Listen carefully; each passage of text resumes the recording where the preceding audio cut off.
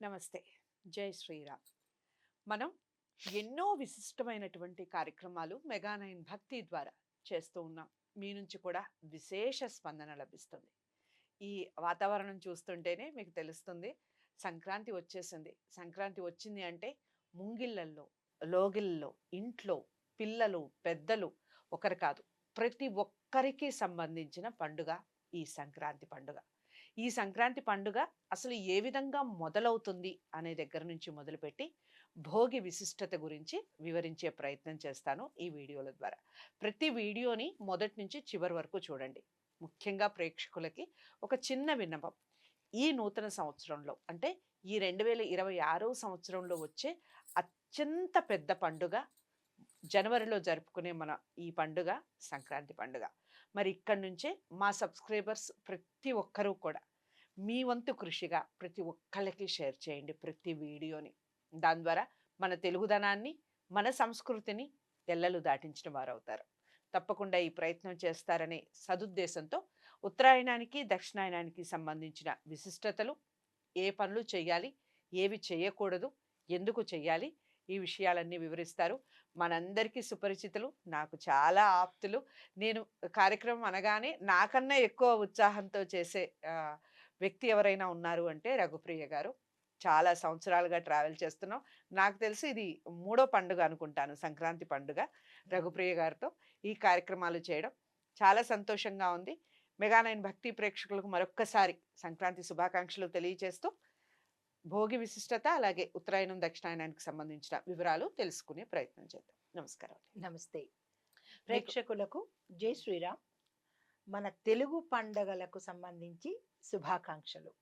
ఇంకా ఉత్తరాయణానికి సంబంధించి ఆ, చాలా ముఖ్యమైన విషయాలు మీరు వివరిస్తూ ఉన్నారు. ఆ. ముఖ్యంగా దానాలకు సంబంధించి ఆవగింజంత చేస్తే గుమ్మడికాయ గుమ్మడి అంత పండంత. వచ్చేస్తుందని చెప్పారు అవును. కాబట్టి తప్పకుండా ప్రేక్షకులు ఫాలో అవుతారు. ఉమ్, 100% చేసే ప్రయత్నం చేస్తారు. ఈ ఉమ్, మధ్య కాలంలో ఆధ్యాత్మికత పెరిగింది అవును. ఒక రకంగా. ఉమ్, ఈ ఉత్తరాయణంలో ఉమ్, మనకి 27 నక్షత్రాలు, అశ్విని నక్షత్రం మొదలు ఉమ్. 27 నక్షత్రాలు ఉంటాయి కాబట్టి ఆ, 27 నక్షత్రాలకి సంబంధించి ఉమ్, ఏమి చెయ్యాలి, ఉమ్, ఏమి చేయకూడదు ఉమ్. నక్షత్ర వారీగా ఆ, చెప్తే వాళ్ళు అవి ఫాలో అవుతారు చక్కగా. తప్పకుండా ప్రేక్షకులకి ఒక మంచి మెసేజ్ ఇచ్చిన వాళ్ళం ఇచ్చిన అవుతాం వాళ్ళం మనం అవుతాం. పండగ సందర్భంగా. చెప్పండి. ఈ ఉత్తరాయణ పుణ్యకాలంలో మన 27 నక్షత్రాలలోనూ ఒక్కొక్క నక్షత్రము వారు ఏం చెయ్యాలి, ఏ మంత్రాన్ని పఠించాలి అనేది నేను వివరంగా చెప్తాను. ప్రేక్షకులు దాన్ని నోట్ చేసుకునే ప్రయత్నం చేయండి.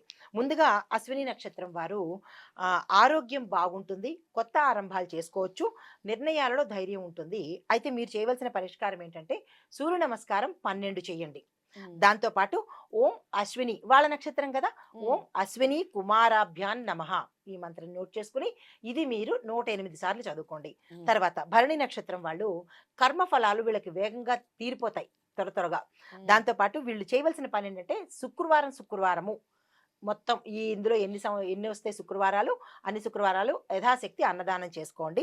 యమధర్మరాజుని స్మరణ చేసుకోవాలి. ఓకే. ఓం యమాయ నమః, ఓం యమాయ నమః. సాధారణంగా ఎవరు యమధర్మరాజుని స్మరించరు, ఆ, కానీ తప్పనిసరిగా ఈ సమయంలో స్మరించాలి. రైట్. యముణ్ణి స్మరించడము నియమబద్ధమైన జీవితం గడుపుకోవడము. ఉమ్, మంత్రం కూడా చెప్పేశాను, ఓం యమాయ నమః. ఉమ్, తర్వాత కృతికా నక్షత్రం వాళ్ళు ఉమ్, నాయకత్వ లక్షణాలు, శత్రువుల మీద విజయం సాధిస్తారు. ఉమ్, అయితే వీళ్ళకి చేయవలసిన పరిహారం ఏంటంటే సుబ్రహ్మణ్యేశ్వర స్వామిని ప్రతి మంగళవారము దర్శనం చేసుకుని దీంతో పాటు మంగళవారం నాడు దీపదానం ఇవ్వండి. ఉమ్, ఉమ్, 4 మంగళవారాలు వస్తే ఎన్ని వస్తే అన్ని దీపాన్ని దానంగా ఇచ్చేసి ఓం సుబ్రహ్మణ్యేశ్వర స్వామినే నమః అనే మంత్రాన్ని వీళ్ళు తప్పనిసరిగా 108 సార్లు చదువుకోవాలి. తర్వాత రోహిణి నక్షత్రం వాళ్ళు ఈ మాసంలో వీళ్ళకి ధనవృద్ధి అవుతుంది, కుటుంబ సౌఖ్యం కలుగుతుంది.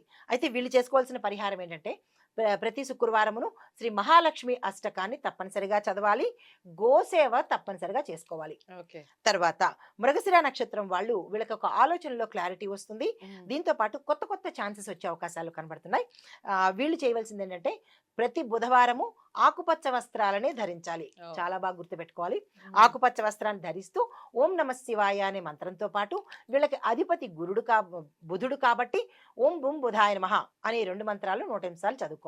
రైట్. తర్వాత ఆరుద్ర నక్షత్రం వాళ్ళు ఈ నక్షత్రం వాళ్ళకి అంతర్ముఖము అంటే ఇన్నర్ వాయిస్ క్లారిటీగా తెలుస్తుంది. అంతర్ముఖం పరిశీలన చేసుకుంటారు. ఉమ్, ఉమ్, మానసికంగా ప్యూరిటీగా ఉంటుంది. ఉమ్, అయితే వీళ్ళకి ఏంటంటే రుద్రాభిషేకం వీళ్ళకు ఏదో ఒక్కసారైనా చేయించుకోవాలి వీళ్ళ పేరిటి మీద ఓకే. ఈ ఈ ఉత్తరాయణం ఈ ఉత్తరాయణ పుణ్యకాలంలో పుణ్యకాలంలో. కాలంలో. రైట్. అయితే వీళ్ళు ధ్యానము, మౌనము ఎక్కువగా పాటించుకోవాలి. ఓకే. వీళ్ళు చదవవలసిన మంత్రము ఓం నమ శివాయ అనే మంత్రాన్ని, మ్. ఆరుద్ర నక్షత్రం శివుడిది కదా, మ్. ఎక్కువగా ఆ స్వామి ధ్యానం చేసుకోవాలి. ఓకే. తర్వాత పునర్వసు నక్షత్రం చూసుకున్నట్టయితే కనుక కోల్పోయినది ఏదైనా సరే వీళ్ళకి తిరిగి వచ్చేస్తుంది. ఓ. డబ్బు కావచ్చు, ఉద్యోగం కావచ్చు, ఏదైనా పోగొట్టుకున్నది తిరిగి పొందుతారు. మ్. తర్వాత ఆశావాదంగా ఉంటారు. ఓకే. అయితే వీళ్ళు చేయవలసింది ఏంటంటే ప్రతి గురువారము పసుపుని దానంగా ఇవ్వాలి.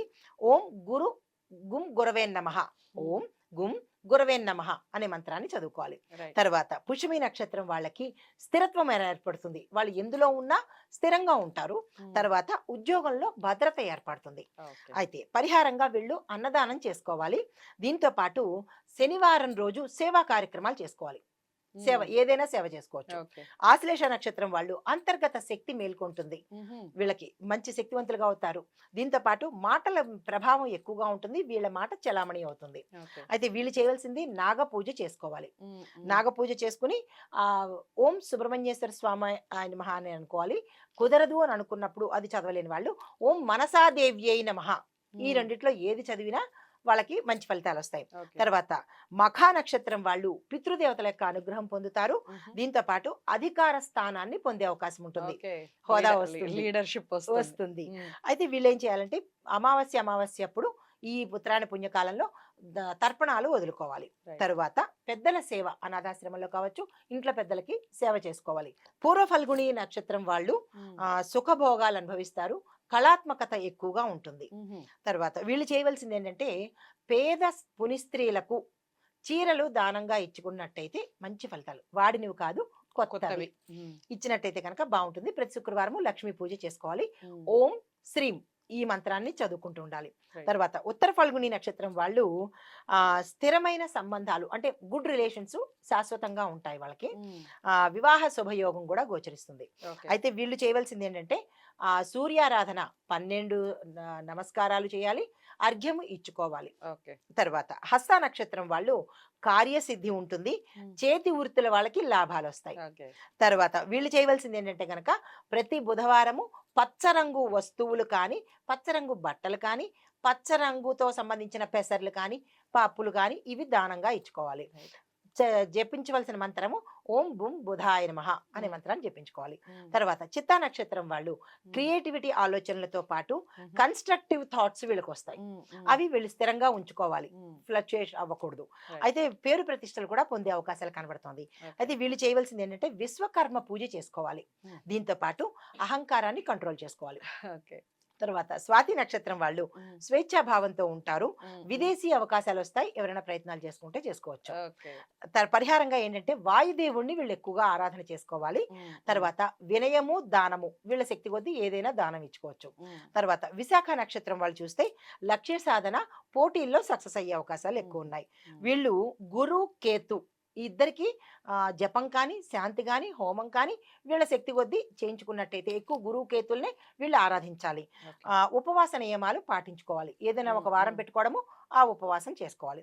తర్వాత అనురాధ నక్షత్రం వాళ్ళకి మిత్రుల సహాయ సహకారాలు ఉంటాయి. ఆధ్యాత్మికంగా వీళ్ళకి డెవలప్మెంట్ అనేది కనబడుతుంది. రైట్. వీళ్ళు చేయవలసిన పని శివుడు పార్వతీల పూజ ఇద్దరిది కలిపిన పూజ చేసుకోవాలి. మ్. దీంతో పాటు వాళ్ళు ఏదైతే భక్తి సాధన చేస్తారో గురుముఖంగా కానీ ఆ సాధన అనేది వదిలిపెట్టకూడదు. ఓకే. తర్వాత జ్యేష్ఠ నక్షత్రం వాళ్ళకి బాధ్యతలు ఎక్కువ అవుతాయి, గౌరవ మర్యాదలు ఉంటాయి. మ్. అయితే వీళ్ళు చేయవలసింది ఇంద్రుణ్ణి ఎక్కువగా పూజించాలి వీళ్ళు. రైట్. మ్. అయితే కోపాన్ని కంట్రోల్ చేసుకోవాలి. మ్. ఇంద్రుడిని పూజించాలంటే ఎలాగా అంటే కనుక ఇంద్రుడి యొక్క అష్టోత్తర నామాలు ఉంటాయి. అది దొరకని పక్షంలో ఓం ఇంద్రాయ నమః అనే మంత్రం చదువుకోవాలి 108 సార్లు ప్రతిరోజు. మ్. తర్వాత మూలా నక్షత్రం వాళ్ళు మ్. వాళ్ళ లైఫ్ స్టైల్లో చేంజెస్ వస్తుంటాయి. అయితే వీళ్ళు చేయవలసిన పని గణపతి పూజ చేసుకోవాలి. దీంతో పాటు గురు ఆరాధన చేసుకోవాలి. ఈ 2 అంటే గురు సంబంధించి దక్షిణామూర్తి కావచ్చు, లేదా దత్తాత్రేయుడు కావచ్చు, గురు గ్రహం కూడా కావచ్చు. మ్. దానికి సంబంధించిన పారాయణ చేసుకోవాలి. తర్వాత పూర్వాషాఢ నక్షత్రం వాళ్ళు మ్. విజయాన్ని సాధిస్తారు. సామాజికంగా గుర్తింపు ఉంటుంది. మ్. దీంతో పాటు వీళ్ళు చేయవలసింది జలాన్ని దానంగా ఇచ్చుకోవాలి. ఓకే. మంచినీళ్ళ దానము, మ్. సత్యనిష్ట, సాధ్యమైనంత వరకు అబద్ధాలు తగ్గించుకోవాలన్నమాట. ఓకే.